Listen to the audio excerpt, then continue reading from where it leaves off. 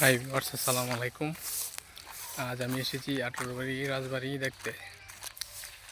এখন আমি আটোরবাড়ি রাজবাড়ির দিকে এগোচ্ছি। আমি এখন রাজবাড়ির দিকে এগোচ্ছি। এটি হচ্ছে এই রাজবাড়িতে যাওয়ার পথ।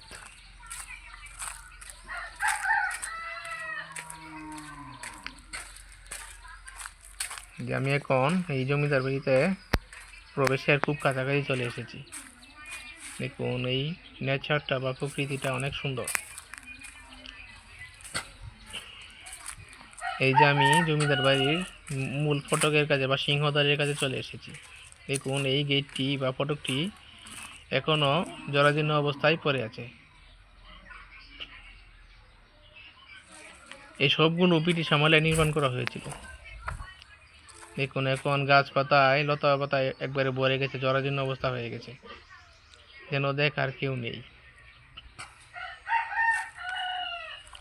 ব্রিটিশ আমলের স্থাপত্যশৈলী এগুলো।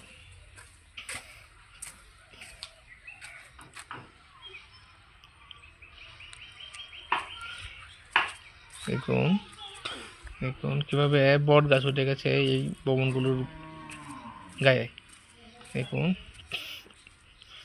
দেয়াল কষে কষে পড়ছে। এক সময় এই রাজবাড়িটিতে মানুষের আনাগোনায় মুখরিত থাকতো, এখন খুবই করুণ অবস্থা। এখনো কালের সাক্ষী হয়ে দাঁড়িয়েছে এই ভবনগুলো।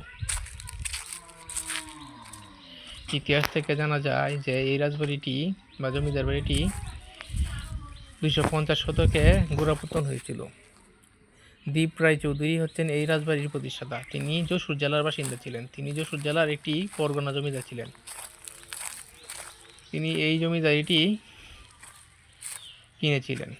সেখান থেকে তিনি 18টি হিন্দু পরিবার নিয়ে এসেছিলেন এই জমিদার বাড়িটি দেখাশোনা করার জন্য। সেই থেকে এই জমিদার বাড়িটির নাম হয়ে যায় আটোরবাড়ি, বা এই এলাকার নাম হয়ে যায় আটোরবাড়ি। আমি এখন যেখানে দাঁড়িয়ে আছি সেটি হচ্ছে নাট মন্দির। নাট মন্দিরটি এখনও কিছু অক্ষত রয়েছে। দেখুন, ভাঙা চূড়া দেওয়াল, এর ভিতরে বিভিন্ন উদ্ভিদ জন্মেছে।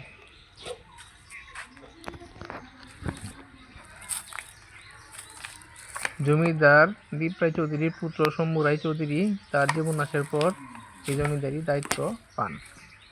শম্ভু রায় চৌধুরী ছিলেন নিঃসন্তান। পরে তিনি নান্দাইল উপজেলার কারুয়া থেকে এক ব্রাহ্মণ পুত্র দত্তক নেন। সেই ব্রাহ্মণ পুত্রের নাম হলো প্রমোদ রায় চৌধুরী। তিনি এই বাড়িটির পরবর্তীতে উত্তরাধিকারী হন।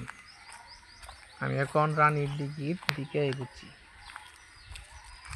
কিরকম একটা গা চমচমে পরিবেশ, আমার কিছুটা ভয় লাগছে।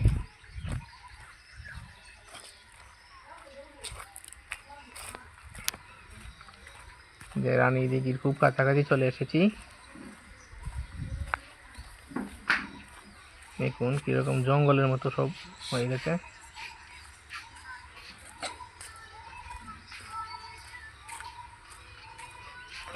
এই যে রানী দিঘি খুব কাছাকাছি চলে এসেছি। এই যে রানীর দিঘির ভিতরে প্রবেশ করেছি। দেখুন কি বিশাল বড় এক দিঘি, চতুর্দিকে প্রাচীর দেওয়া। এখানে রানী গোসল করতেন বা স্নান করতেন। এখন এখানে মাছ চাষ করা হয়।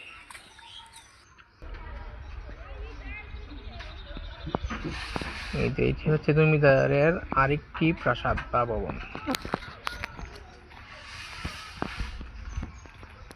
এটি এখন আটোরবাড়ি কলেজ। 1968 সালে তৎকালীন পূর্ব পাকিস্তান সরকার এই জমিদার বাড়িটিকে কলেজ হিসেবে রূপান্তর করেন। এই যে একটি গম্বুজাকৃতির ঘর দেখতে পাচ্ছেন, এটা ছিল জমিদারের প্রশাসনিক ভবন বা বৈঠকখানা। এখানে তিনি তার সভাসদদের নিয়ে সলা পরামর্শ করতেন বা বৈঠক করতেন। ইতিহাস থেকে জানা যায় যে বিশ্বকবি রবীন্দ্রনাথ ঠাকুর 1926 সালের 19শে ফেব্রুয়ারি এই বাড়িটিতে এসেছিলেন। ইতিহাস থেকে আরও জানা যায় যে জমিদার প্রমোদ রায় চৌধুরী ছিলেন শান্তিনিকেতনের ছাত্র এবং কবিগুরু রবীন্দ্রনাথ ঠাকুর ছিলেন তার শিক্ষক। ছাত্রের আমন্ত্রণে তিনি এই বাড়িতে এসেছিলেন। তিনি যখন আটোয়ারী রেলওয়ে স্টেশনে নামেন তখন তাকে হাতির পিঠে চড়িয়ে এখানে আনা হয় এবং তার আমন্ত্রণ উপলক্ষে জারি সারি এবং মধ্যাহ্নভোজের আয়োজন করা হয়েছিল। তিনি সোনার চাবি দিয়ে একটি কাচেরি ঘর উদ্বোধন করেছিলেন। দেখুন জমিদার বাড়ির এই কক্ষগুলো আজও ইতিহাসের সাক্ষী বহন করে।